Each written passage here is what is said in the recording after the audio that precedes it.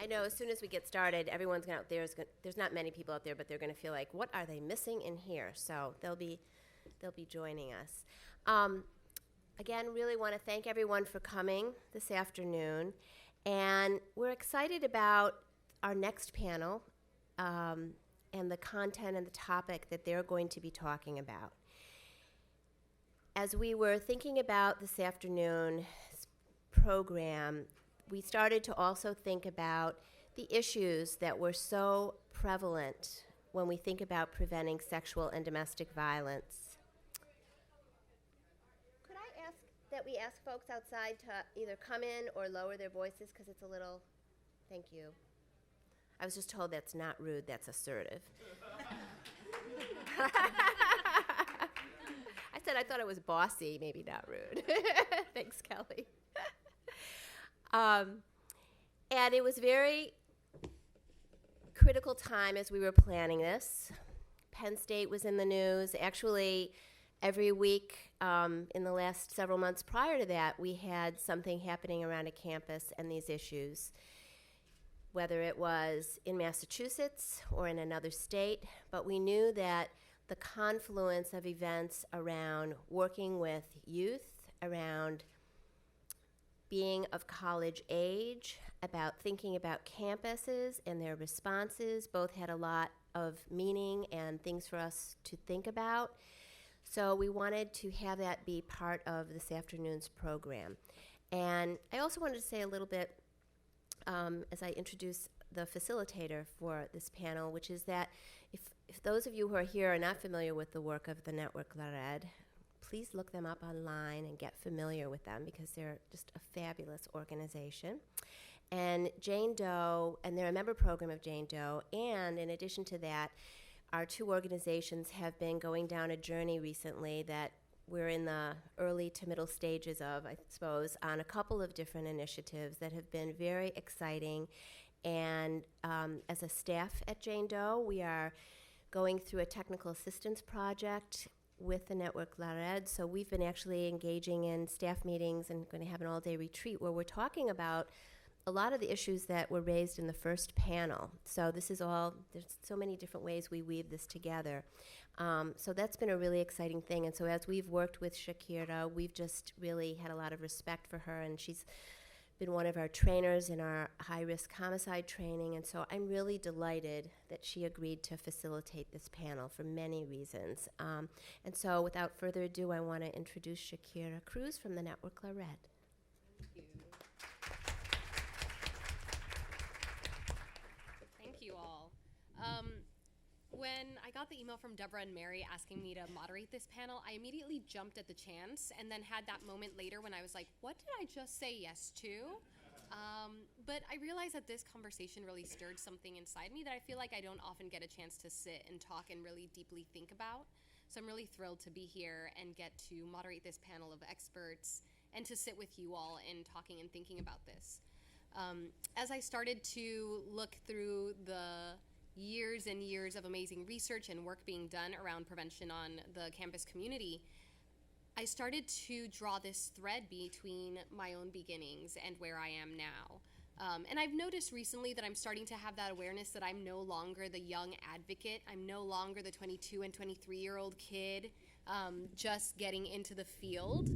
As newer, younger folks start joining the organizations that I'm connected with, I'm just really aware that I'm no longer that. I can't be like, I'm new, I don't know these things, but also just the amount of passion that they're bringing with them, and I'm starting to notice all the shifts that happen even in 5, 10, 15, 20 years.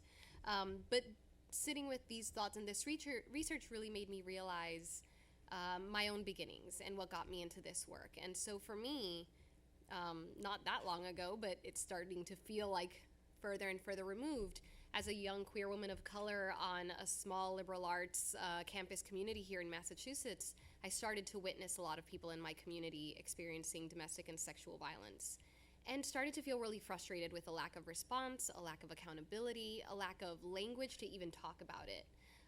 And particularly, I felt really aware that I was noticing this with residents that I was working with who maybe were straight identified, as well as with people in my own community. So my best friend with her girlfriend, and having no language to say anything about this. And so I'm excited to sit here and deeply ponder and think about what, I'm thinking back to what folks were saying on the panel before. I do believe that we can have a world where hopefully I wouldn't have to sit, and nobody else would have to sit in that place of frustrated silence because we don't know what to say, but that we could actually address abuse and violence before it's occurring. So I'm thrilled to be here, and will briefly say who's joining us on the panel today. We'll start furthest away from me. So we have Delilah Rumberg, who has served as the Executive Director and Chief Executive Officer of PACAR since 1995. Wow. Yeah, I know I'm the oldest one here, but I like to get everybody laughing. We got to break that tension. I know. Break some of those power differentials. I know we're behind this table, but there's lots of experts in this room for lots of years, probably not since 1955. I apologize. We've got Duane DeFore, a consultant who has years and years of experience working with college campus communities around topics of gender violence prevention, bystander intervention, and sexual health. Dr. Jeanette McMenemy, thank you. Associate Professor of Psychological Science at Fitchburg State University, who also directs or co-directs FAVE, the Fitchburg Anti-Violence Education Program at Fitchburg State. And we have Becky Lockwood, the Associate Director of the Counseling and Rape Crisis Services at the Center for Women and Community, which is also a Jane Doe member program.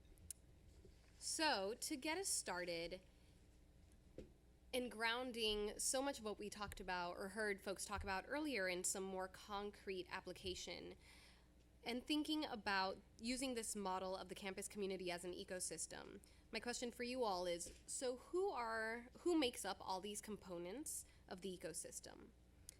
And once we sort of lay that out, what are some of the key questions that you need to ask at all of these levels in the effort to create and sustain that social norm and culture change?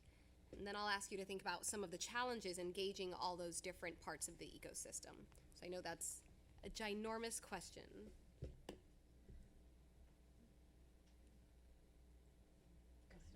Thanks, Jeanette. So at Fitchburg State, we are a recipient of a Department of Justice OVW campus grant. And when we received the grant in 2010, we very quickly learned what was expected of us in terms of the 4 key components. I can recite them in my sleep if you'd like. And we thought about how we were going to approach it. We thought about, well, we need to institute a mandatory educational program for students. How should we go about doing that? Should we do it at orientation? Should we do it on an ongoing basis? Should it be a bystander intervention? Should it be a bystander intervention plus? And we went through a lot of these logistic questions and then took a step back and said, look, there's a lot of great work out there, and there are many, many wonderful programs. But the key piece of the puzzle here is, how are we going to implement this? And my expertise, and we heard this on previous panels, was, everyone's new to the field. I actually literally am really new to the field. I've been doing this work for only about 4 or 5 years. My work is in other areas of prevention and translational research, how to take theory and put it into practice.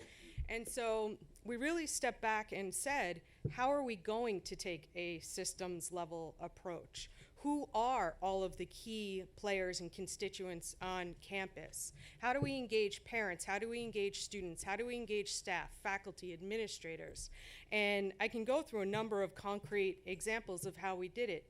But the initial question was that reflective step back. It's not about the program we're going to use, but rather how are we going to implement this at all different layers of the system. And my co-director and I went around to every single office, academic department on campus and scheduled a meeting. It took us about 6 months to meet with every single academic department, staff department, athletic office. I could list them all. And we only had 2 questions. The first was to describe the grant. The second was to outline the issue. And then our key questions were, what have you been already doing? Because we know that there is great work going on everywhere across Fitchburg State University, and how can we help you? And that grassroots development of allies and buy-in is really what has been incredibly helpful. So everyone's part of the system. There's no one that is not, and you have to think about how to build those relationships.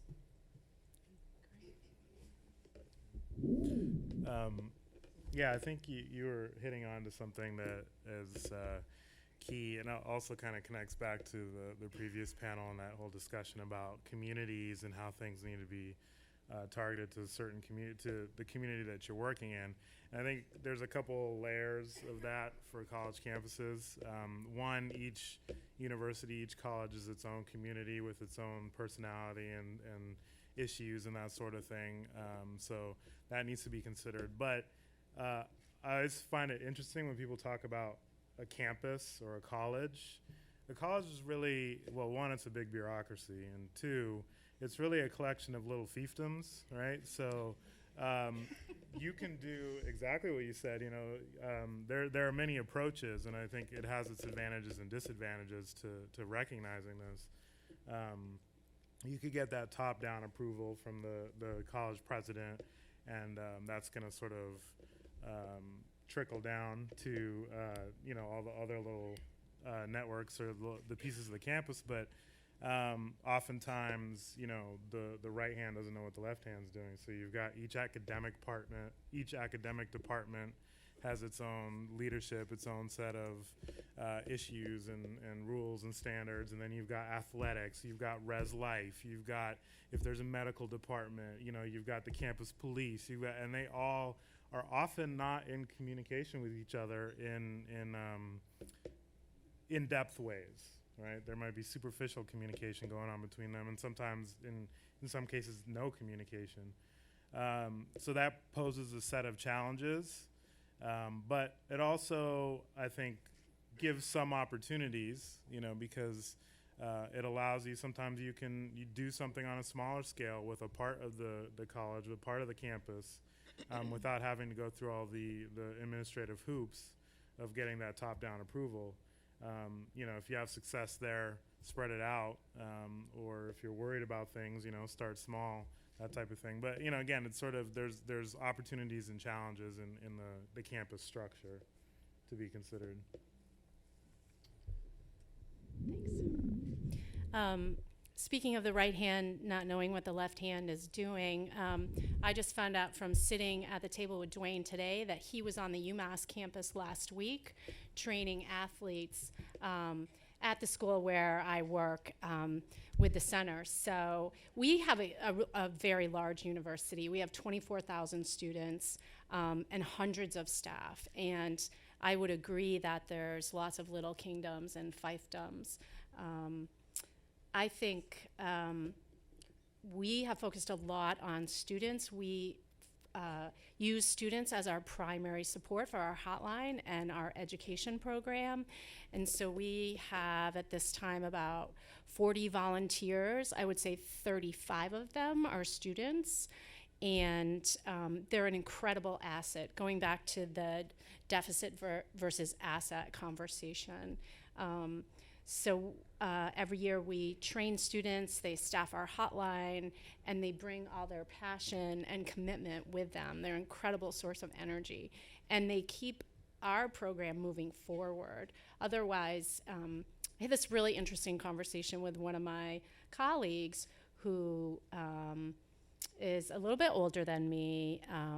She's an incredible woman. She has been doing campus organizing for years and years and years. And she was complaining about the students because they don't like to go to protests anymore.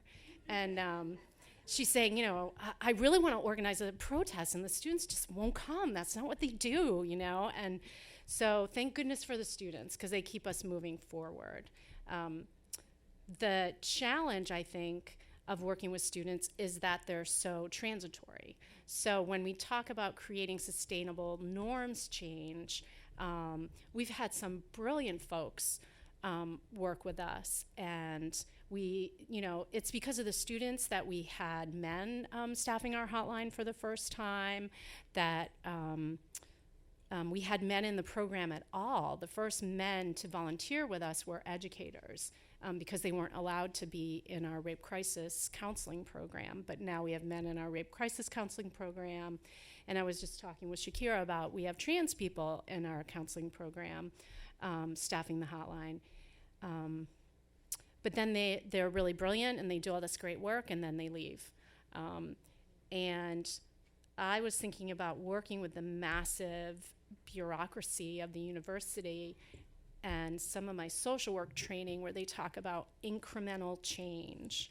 And we're really talking incremental here, like moving an inch forward and then, a foot backwards. Just some thoughts. Well, probably a lot of you want to know what's going on with Penn State, all those, and what we've learned from that experience so far. And it's just been about a year since the Jerry Sandusky case hit the media.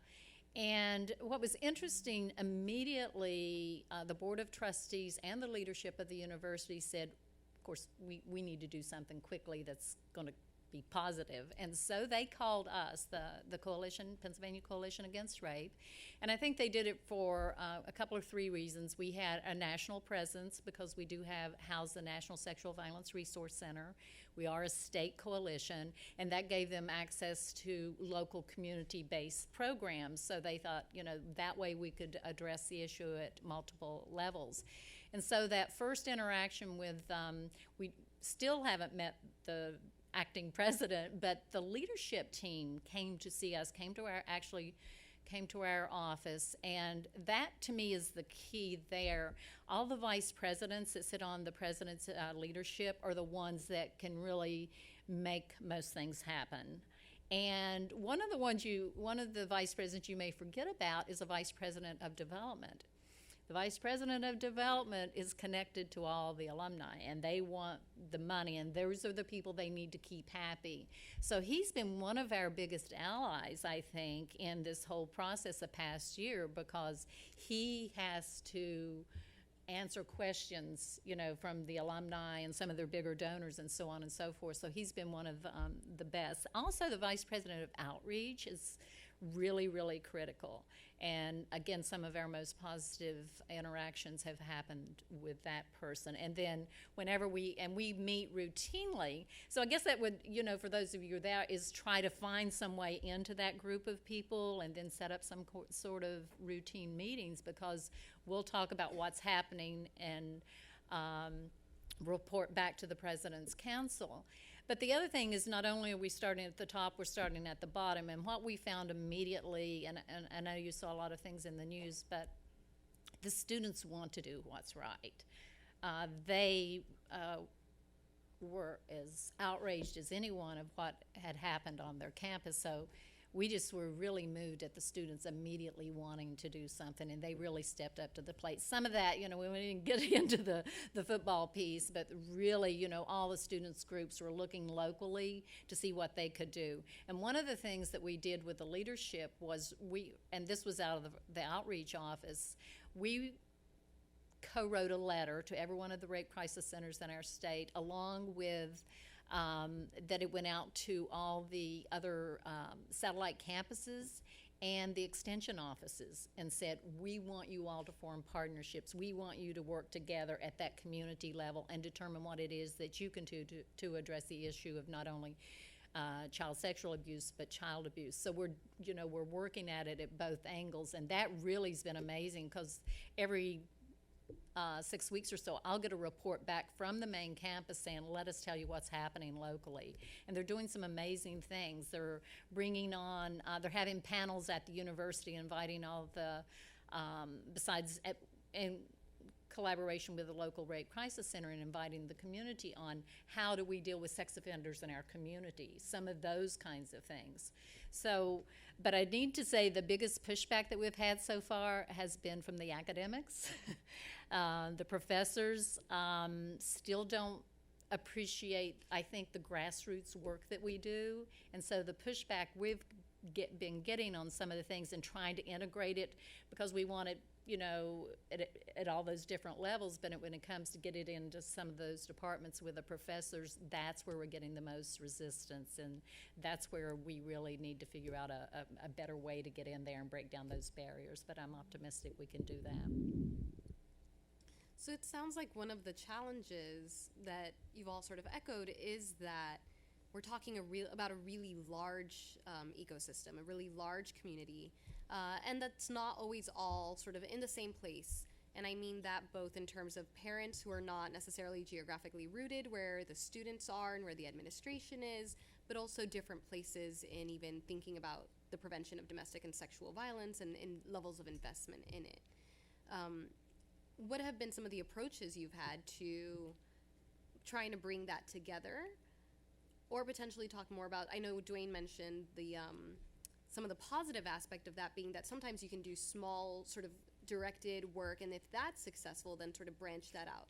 So how have you worked through some of those challenges of that broad system and trying to bring it together? Go ahead. So first again? Yeah. Okay. So I could give a range of different examples, and I'll just give one because I think it ties into some of what we've been talking about in terms of trying to engage people at a range of different levels, both from a top-down and a bottoms-up approach. So one example, and it's only one, is our mandatory educational program, which is a bystander training program. So one of the things that we did in order to gain investment across the board from administrators, staff, everybody, is that we thought about who our trainers of our bystander training program should be. And we sat down literally with our Fitchburg State phone book, and we went through every single faculty, staff, administrator, departmental secretary, from the vice president of alumni and development to the president's administrative assistant to the director of maintenance to the secretaries who supervise the work study students to the director of athletics to some of the coaches, and we invited them all to become trainers. And so we have a pool, and our bystander training program partners a faculty, staff, administrator, worker at Fitchburg State with a student. And so we have a pool of about 60 to 70 faculty members, administrators, staff. What that has done is given everybody a little piece of ownership over FAVE. And so when we talk about FAVE, is what our program is called, that little bit of ownership is that foot in the door theory, where everybody who has a little bit of a connection is doing something and investing in the issue. And then they bring that back to their office. And then the ripple goes, and the ripple goes. Example taking from that. So we have the vice president of alumni and development as a bystander trainer. He loves it. He actually received a standing ovation in his bystander training during orientation, and he's really happy about it, which makes me really happy because he's the vice president of alumni and development.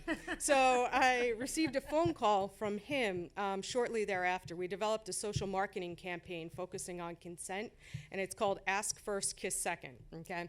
So I get a phone call from the vice president of alumni and development, and he said, "Jeanette, guess what I spent my lunch hour doing today? I was thinking about FAVE.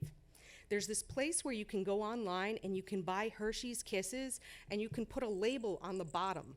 I designed this FAVE label to go with Hershey's Kisses that you could hand out as part of Ask First, Kiss Second." My first question clearly was, well, you're gonna pay for them, right? And he said, yeah, I think we should get like thousands of these and hand them out.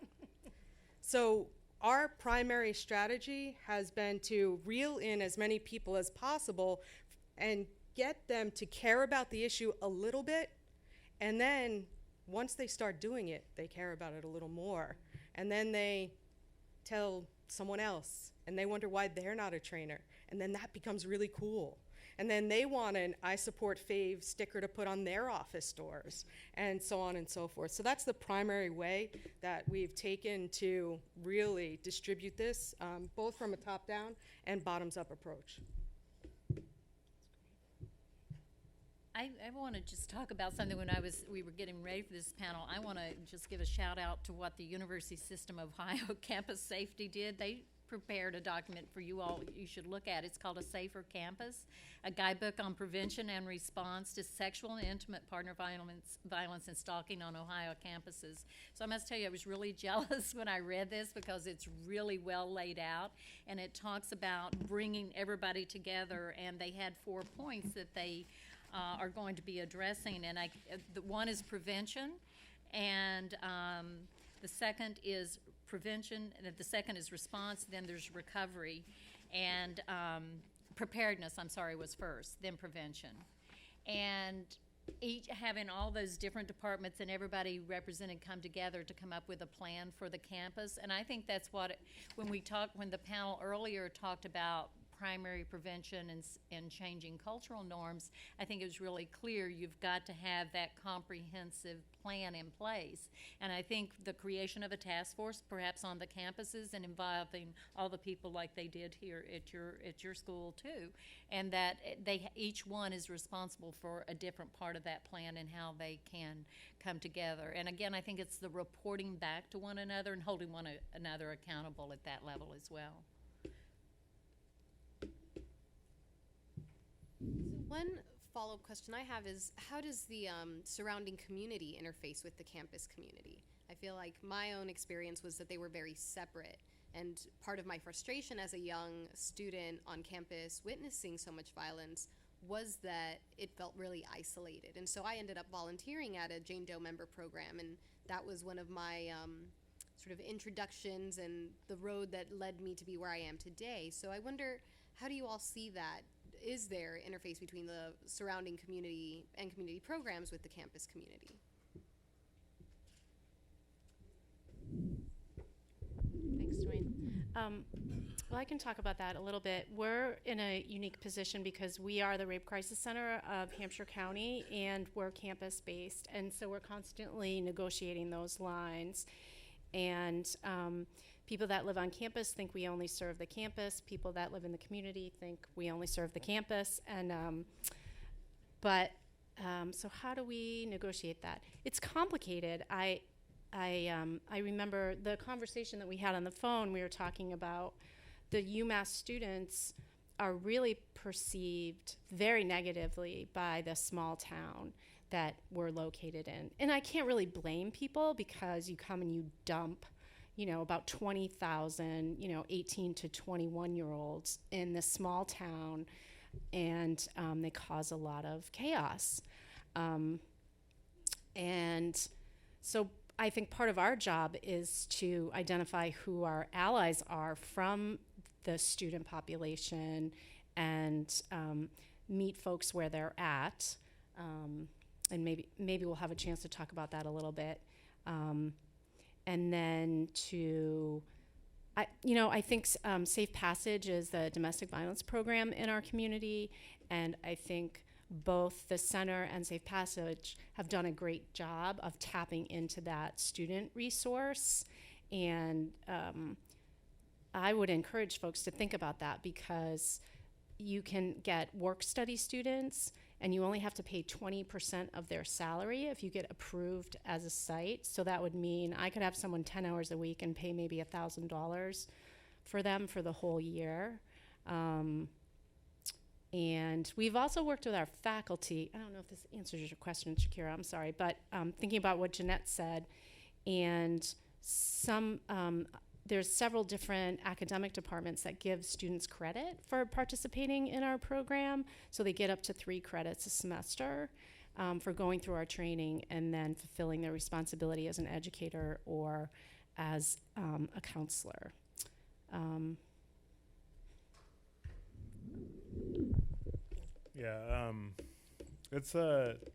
think it's an interesting question to ask, because I think the reality is that some campuses or members of some campuses don't really want to be part of the community that they're in.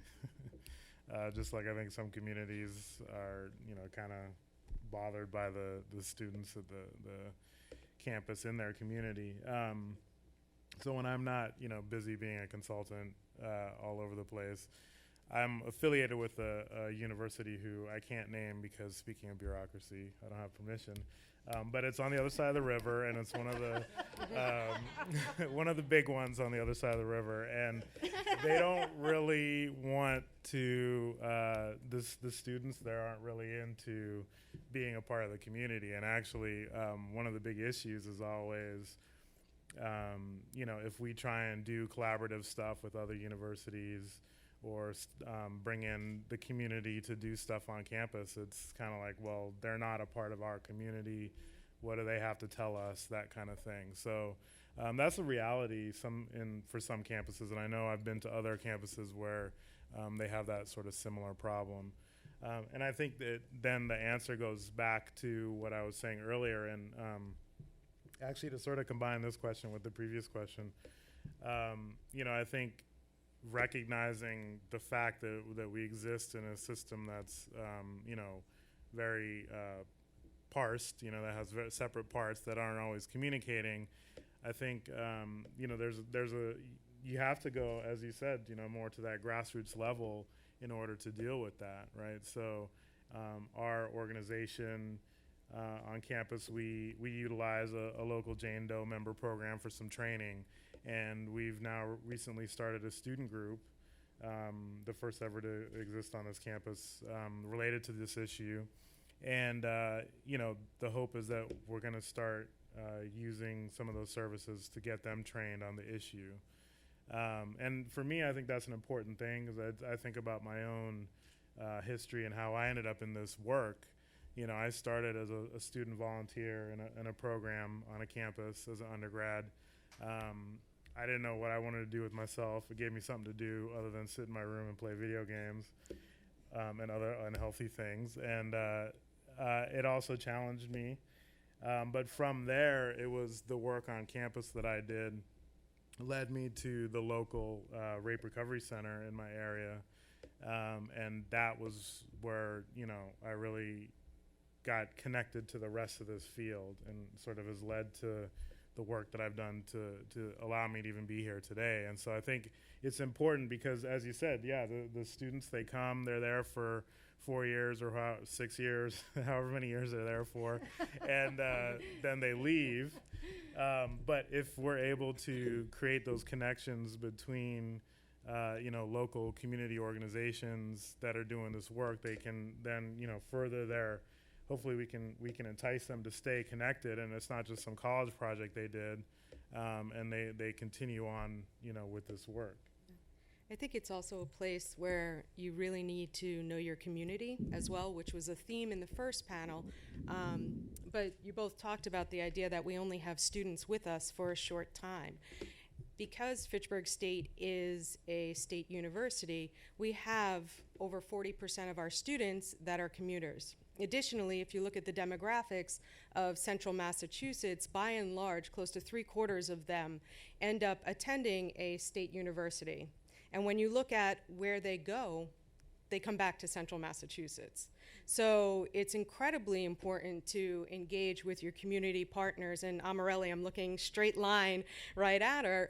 Our community partner is the YWCA BWR of central Massachusetts. And it's incredibly important because, especially in a state university, when you have a high commuter population, you have a huge number of your students returning to a community. If you want to affect systems change or culture change or change social norms, those small differences you make then have a ripple effect on the broader community. There are lots of ways of doing it.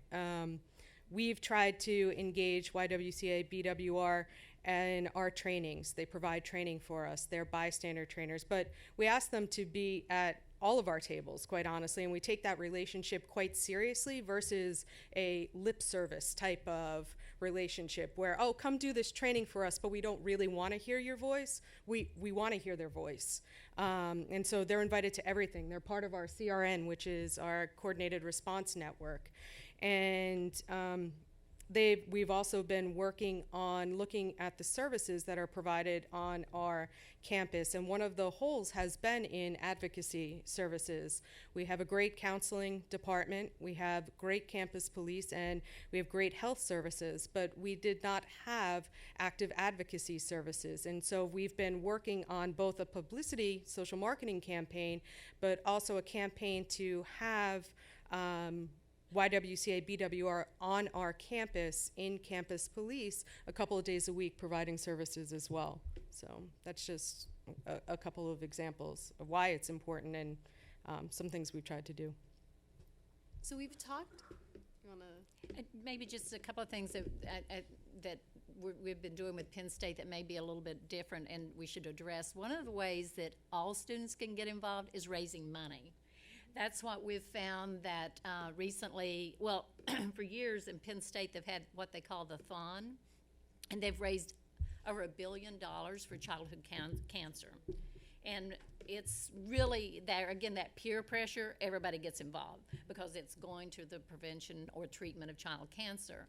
And now, as a result of the case with the Jerry Sandusky case, they recently raised $78,000 in their Blue Out for sexual assault prevention services. And right now, and they did that with the community because they went to the local businesses and asked them to help print the t-shirts. Would they do the advertising, do the printing of the posters? So the students actually involved the local community and said, we need to raise money for the prevention of they made it broader child abuse. And they're currently pulling together, and the students are doing this alone, all the different departments so that they can institutionalize raising money for the prevention of child abuse, just like they've institutionalized the Thon that raises money for child cancer. So that's one way that they want it to live because they want to feel like they're contributing something, and it's easy for everybody to get involved, and it also puts that peer-to-peer pressure because you mean you're not helping to raise money for this issue. So that's one way to get the students involved, and it can live. You led me right to my next question, which is about nurturing these young new leaders and thinking about this college experience as being such a pivotal experience in somebody's life, and the community, obviously, the setting being potentially a really great place where you could fashion and structure a place to support new leadership. So how do you fashion that space to create and develop new leaders?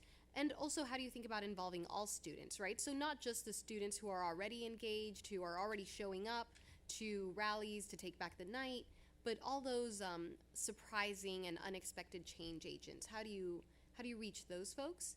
And maybe we can also talk about what are some of the old and new ways of developing that leadership, given, I think David talked about it earlier, the proliferation of social media, right? So folks don't connect in the ways that we used to. No one, if my friends can't hang out or if we're across the country, now people want to I can't do it, web chat, Skype, Google Hangouts.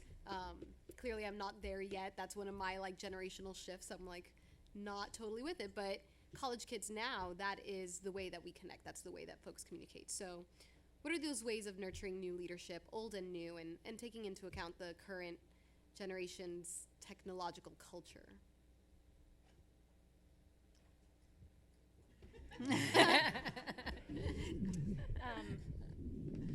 One of the things that I think has been really surprising at the center over the last 5 or 6 years, and I think this sort of speaks to understanding who is our community and who our potential allies could be. We're lucky that we're about 40 years old this year, actually, and we started as a campus women's center. So we have these really strong roots and programs that are specifically on campus, and then we have the Rape Crisis Program. One of our programs is called the Women of Color Leadership Network, and it's billed as a home away from home.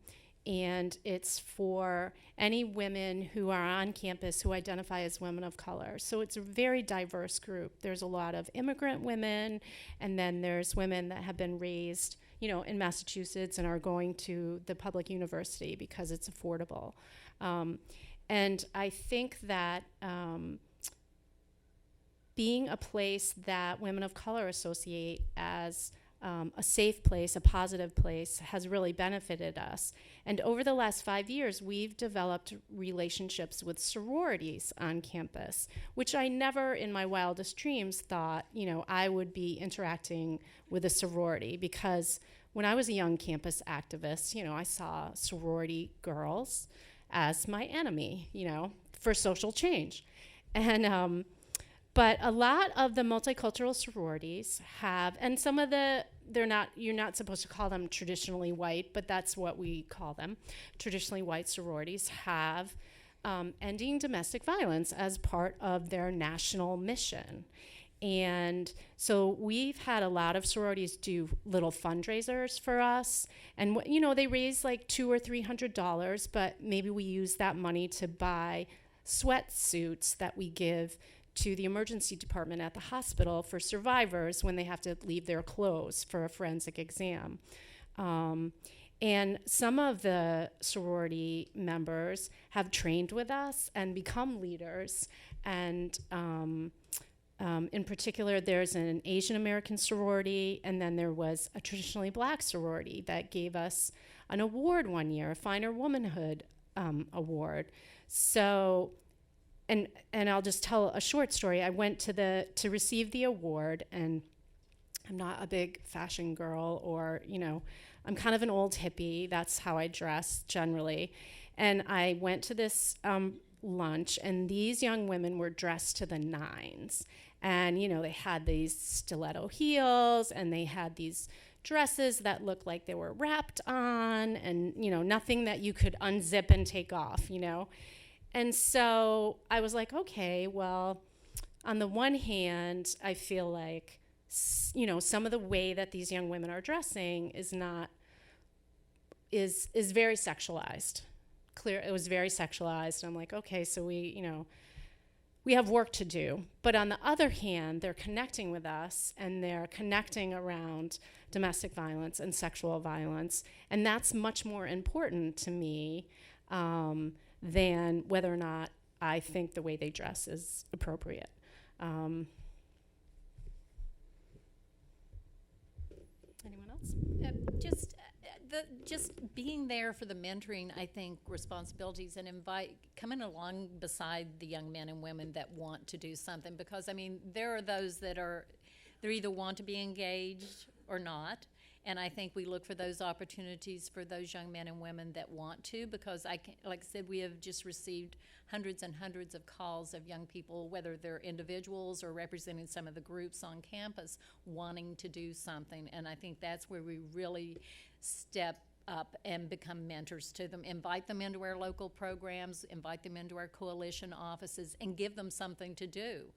One of the things, an example is we went to approach a corporation for sponsorship and talk to them about one of the ways to prevent child abuse is certainly working with parents. That's primary prevention. Everybody now wants to go back into the schools and go do good touch, bad touch, by the way. In Pennsylvania, there's that legislation again. We're saying, no, that's fine. You need to do a little bit of that, but you really need to work with the parents. So we're looking for corporate sponsorship, and then saying to the students, if we do these parent involvement projects, we have these community rooms, whether it's at the extension office, our local grocery stores now are having community rooms, and then maybe the students can help prepare for the meetings. They can help with the child care. They can actually help present some of these parent involvement projects because the curriculum's developed. So we're looking for ways to bring in the corporations, use the space on whether it's on the campus or in the corporations, and involve the students in some really meaningful way so they feel like they're doing something that really is going to help prevent child abuse. Yeah, and I think connecting also with I think the a part of the theme is the meet them where they're at piece, right? So sort of understanding that the cultural norms may not be exactly where we'd like to see them, right? But sort of taking them where they're at. But I think for that also means in terms of space, in terms of place, and you mentioned technology. I think we're always struggling with technology. I mean, some programs barely have enough money to make photocopies, so like thinking about technology can be quite challenging. But it's not necessarily, I think it's easy to jump to technology as the solution. I think it's one possible solution. I'd definitely like to see more work being done in that arena, and I'm trying to do some more with that. But I found, the old school stuff works just as well too. On my unnamed campus, we have a problem where we'll have events and students won't show up. You'll get like the same 2 students at every event. So it was like, all right, how do we deal with this? Well, our answer then was, okay, instead of like showing a big movie or showing a movie and inviting everyone on campus, we're going to go to all the dorms and show the movie and have a discussion. And certainly it's more work for me. I'm there on weekends, on Sundays at 9 p.m. when students want to do things.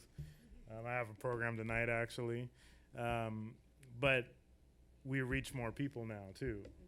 So each time we go to a dorm and do an event, we've got 20 plus people versus spending time and money on advertising and creating this big event, and then 2 people show up. So some of it is just go to where they're hanging out, do things that attract them in terms of food. I was at an event last night and they were making smoothies, right? So we made smoothies and we had a conversation about healthy versus unhealthy relationships. And we had, about like 15 people come and had a pretty good conversation. So, it's partly that. But then when you do get the people involved, encouraging them to stay involved and finding little ways, again, somebody who wants to enter this work isn't necessarily going to be talking about patriarchy and all that kind of stuff right away, right? But you might have wherever, right? You do a program, and we did a program, and one guy who was like sitting in the back looking bored the whole time came up afterwards and was like, I think I kind of want to help with preventing this rape stuff, right? Bam. So you gotta like figure out how can I get this person involved, but then giving them little things that sort of like leaving little morsels of candy or whatever, to sort of get them thinking, doing the little stuff, but encouraging them to keep coming back, encouraging them that what, you can make a difference, your voice is needed, all that kind of stuff. And again, I think back to my own entry into this work, and it was very similar to that. It was like, did a program, this is kind of cool, this is stuff that I care about, but I didn't ever see myself doing it. But then people kept encouraging me and inviting me to stuff, and and then it just sort of snowballed, and I saw this as an opportunity, an option for myself as a direction I wanted to head. But that wouldn't have happened if people hadn't encouraged me, So to tie across, I think, what everyone's been saying thus far, and also with the previous panel, there was the statement made in the previous panel is how we come at it looks different in different communities. And I think that's something that we should all recognize, is that within a community, we have many, many, many, many sub-communities. And so there is no one-size-fits-all approach to preventing violence or to creating leaders. I mean, a corollary question is, how do you define leader? You have the same 2 people that show up to every program. You have the human services majors who have already made a commitment to the issue. Or you have the students that are somewhat resistant or outwardly resistant to your efforts. So I think a key piece in what we have been saying is that you have to recognize there's no one size fits all.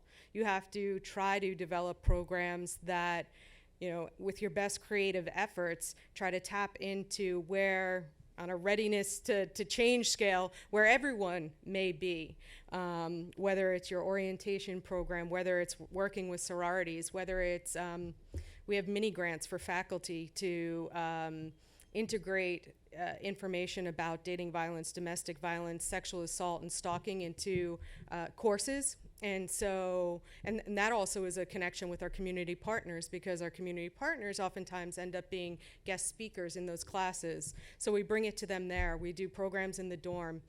We talked about morsels. I mean, Hershey's Kisses. I think we literally have bought 120 20-pound bags of Hershey's Kisses over the course of a year. Everyone likes Hershey's Kisses. So even those that are a little bit resistant, they'll take my fave label Hershey's Kisses and eat it. So I think that's the key piece, to try to use a variety of creative strategies to recognize that there's no one size fits all.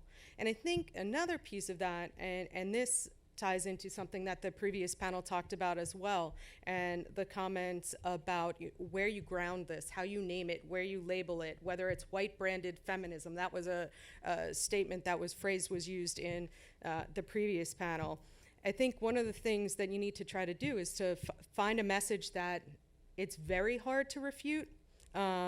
And for us, and this builds into some of my work in other areas of prevention, which I do a lot of work in parenting. And the kind of prevention message there is that for every negative that you point out, you really need to be noticing 10 positive things. And you need to develop a positive foundation. So for us, many of our students are coming in, they're first generation college students.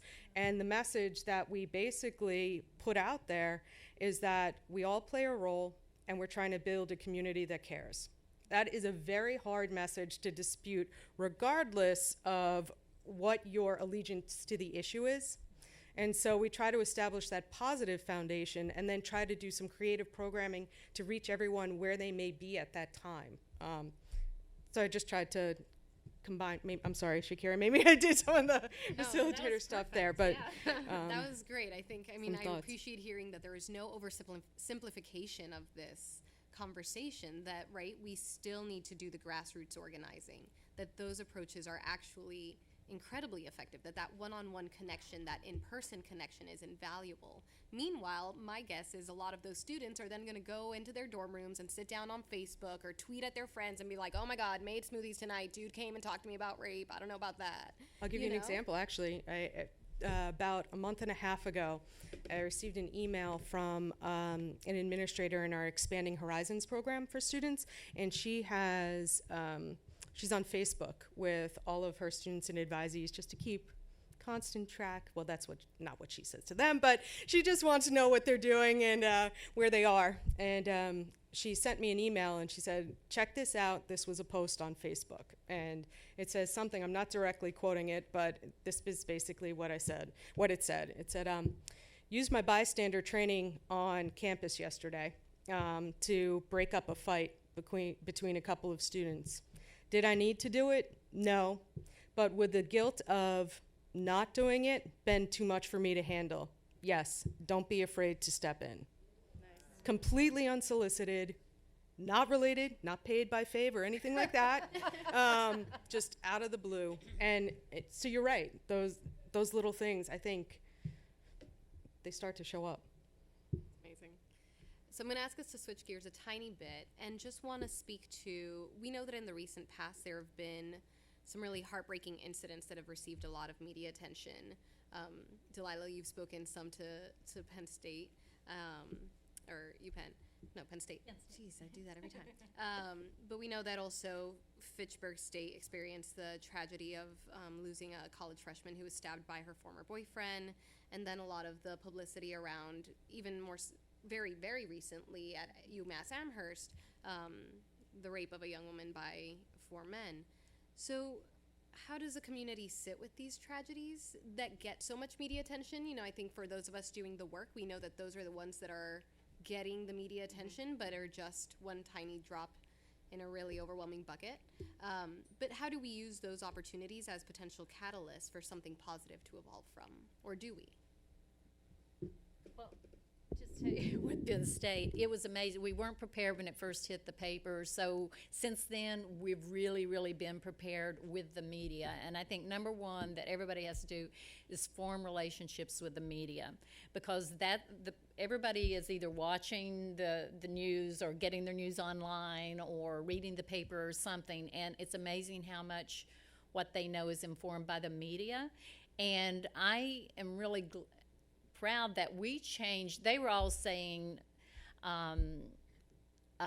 Jerry Sandusky's had, sex abuse case, or, their whole language was just off base. And just like we talked about earlier, Jerry Sandusky was raping boys is the language that should have been used. So we actually, they were calling it a sex scandal. That's what it was, the Penn State sex scandal. And so we're like, whoa, stop. And so we had everybody all over contacting their local media and saying, you've got to be paying attention to your language. So we were able to do that. And I've just been so impressed, not only local media, but national media started paying attention to the language they were using. And that's a result of all you advocates out there that really started to call them on it. So I think that's the main thing, because if we're going to change, and we have an opportunity now as never before to change social norms, is the way people think about it. And one of the ways is making everybody conscious of their language. And so if they start using the right language, then they begin to understand what we're talking about, that it's rape or incest, and we need to use those words. And the other thing that I thought was amazing is that the sports page, the sports writers in most cases were amazing. And someone said to me the reason they tried to get it right when they did their analysis, because they were like under the microscope because this was a football scandal, is that they had an opportunity to be seen by others for the first time of writing real journalism.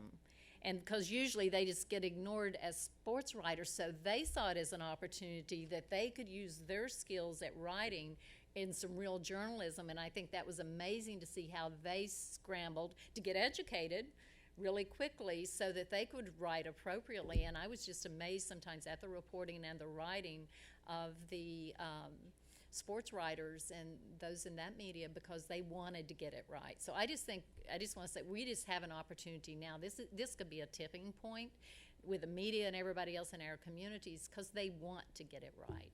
And I think we just have to find those opportunities to help them frame it and give them and help them find the things that they can do individually and locally.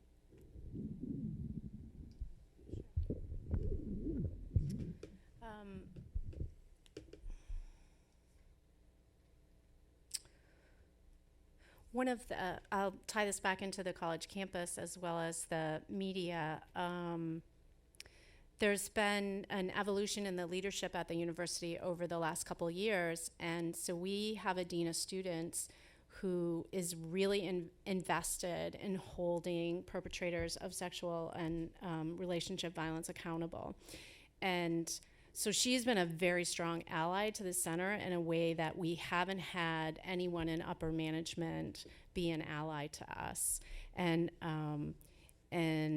in a lot of different ways. But one of the ways that she showed that relationship recently was she got me into kind of the strategy room where the news office at the university and the police chief and the people who were going to make the statements were crafting their statements. And as I said, to the vice chancellor of public relations, who I've never met in person before, and we were talking about what my role would be at the press conference, and my role was to sit quietly and not say anything, but I was the technical assistance in case there was questions about services or questions about education. So that felt like a strategic coup for me, to be able to even be in the room and talking with the chief about when he was going to say this was an isolated incident, to challenge him on that and say that's really not the appropriate language that you want to use.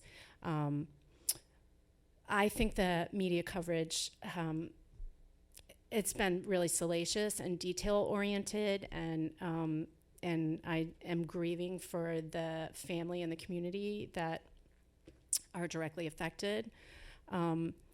But to go back to what you were saying, Jeanette, about getting the community involved, a strategy I've taken is when the news media are contacting us and they always ask the same question: what can a woman do to prevent being raped?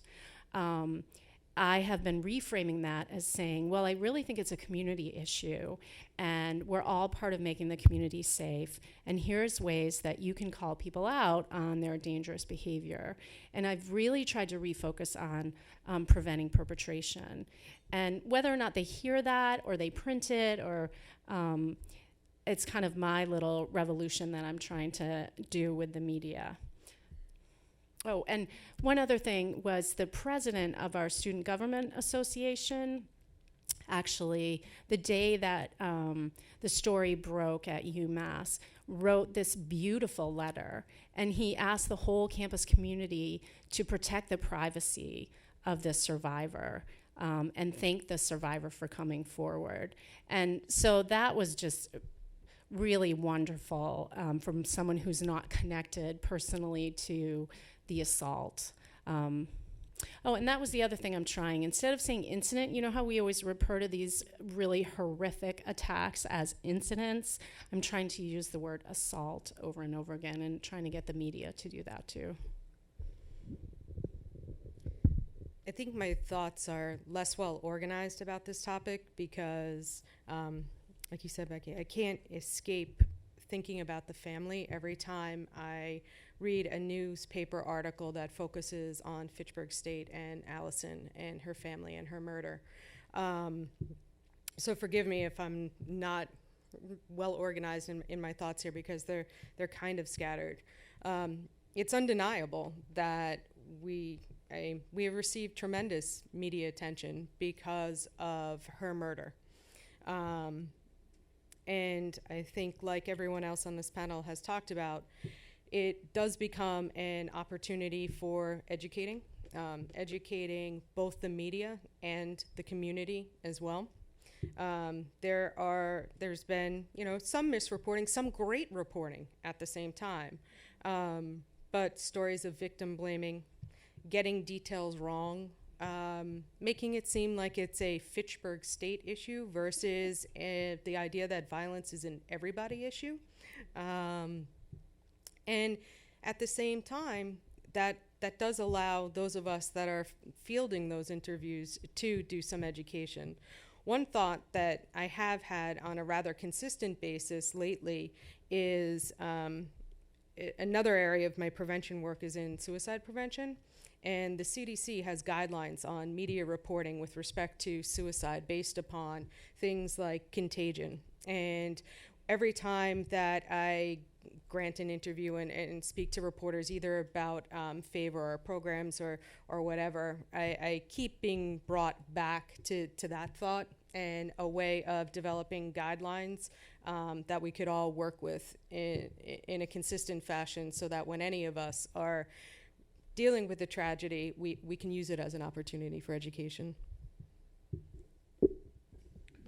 Yeah, and I think campus that I'm at hasn't had that big media scandal, and I think we all know that there's nothing like a scandal to bring in some disinfectant, right, or at least something scented. Whether it actually disinfects anything is a different question, but I think it's hard, it's difficult, it's frustrating. I think we all know this, that there are horrible things that happen on campuses across this country every day.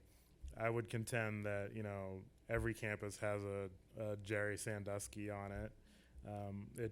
What makes that situation outlier is that he was caught.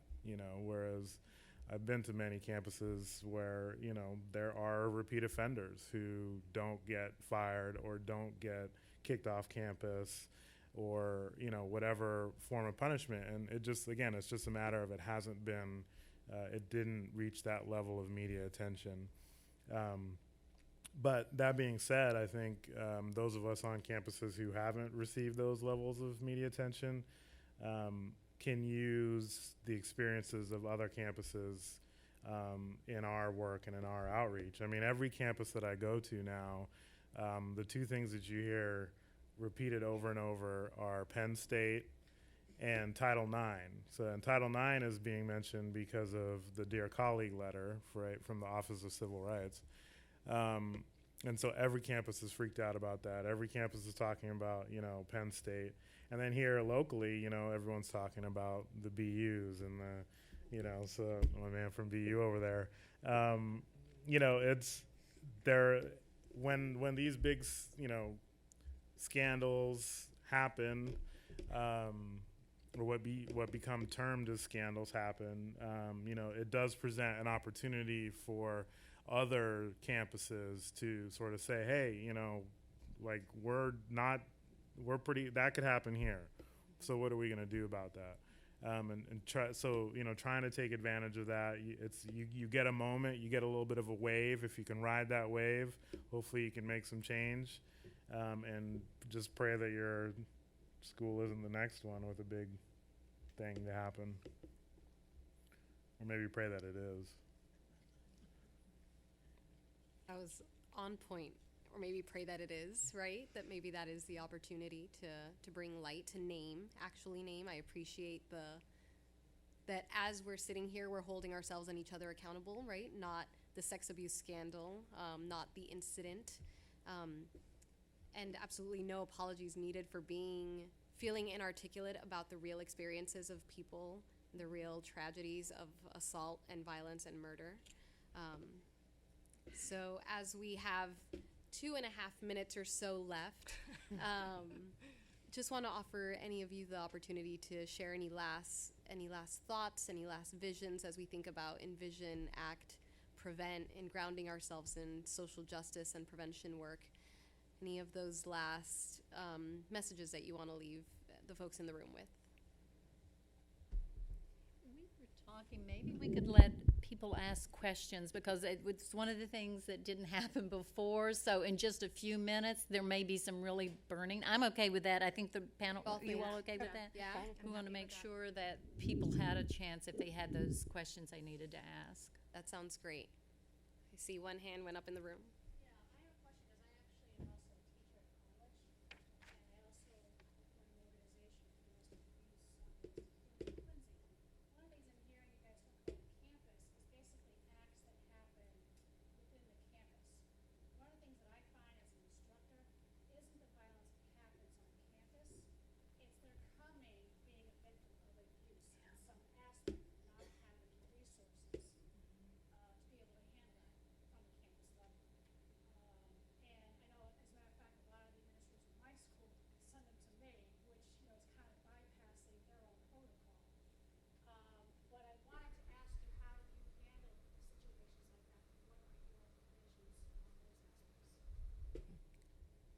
I just want to clarify one thing. The incident involving a Fitchburg State student actually didn't happen on our campus. So that question makes sense. That's when we talk about misreporting, that's one of the details that has actually been inaccurately reported. It was off campus. Her ex-boyfriend was not a Fitchburg State student, and she was murdered at his home. So I just want to clarify that as for the record, and off campus. So it's a very, very real issue. I don't know if anyone wants to speak to it first.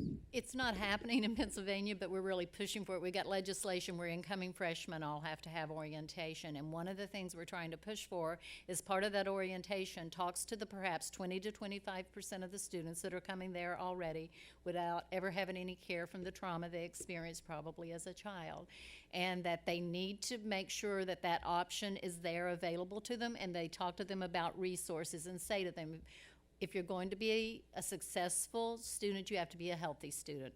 And to be a healthy student, if you've had violence in your life before you've come to this campus, here are some of the places we suggest that you can go to. And make sure that every student coming into that campus knows where the resources are and that it's okay to seek help.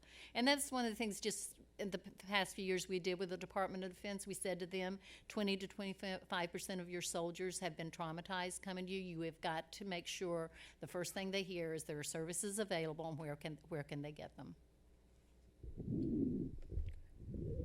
Because we're the Community Rape Crisis Center, we work with a really broad range, and so we often have students come to us who have experienced violence as a teenager or a child, and we provide short-term peer counseling, and then we work pretty closely with Safe Passage, our domestic violence program in the community, if it's preferable for them to get services in the community. And then when folks go home for the summer, we connect them up with their local providers, and we'll look that up for them and just try to connect them. I think, building a relationship with whoever your local provider is really important, so that you don't become the domestic violence counselor on campus. I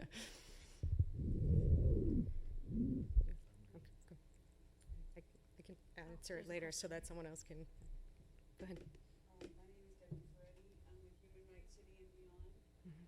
I would like us to start, I love the first panel and love how you've joined in. Your college is part of a community. Your communities are all coming, especially community colleges and things. I come from UMass Boston, there is no dorms. You're all coming from all around, everywhere.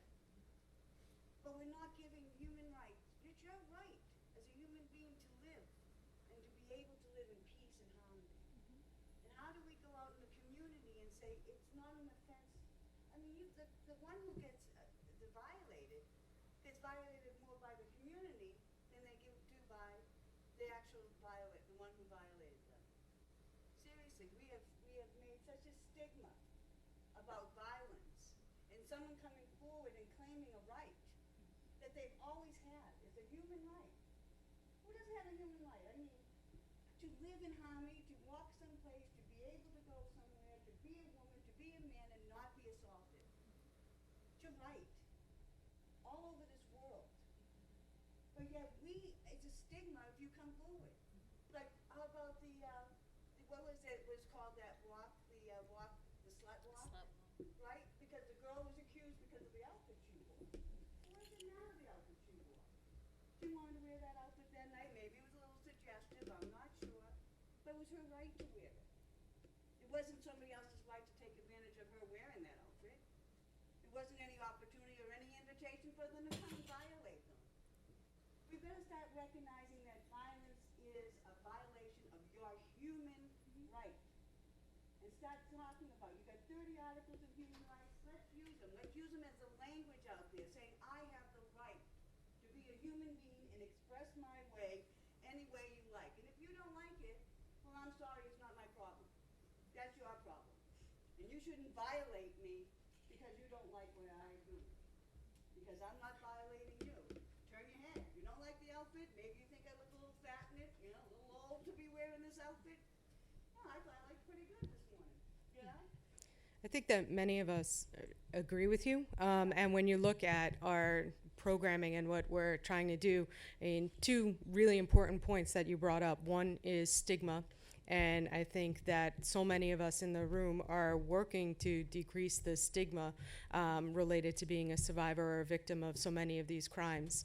And additionally, the victim blaming piece. And that is really grounded in the idea that you have a human right to be safe. So I think we're actually, maybe we use different language or terms, but many of us in this room are in complete and utter agreement with both of those things.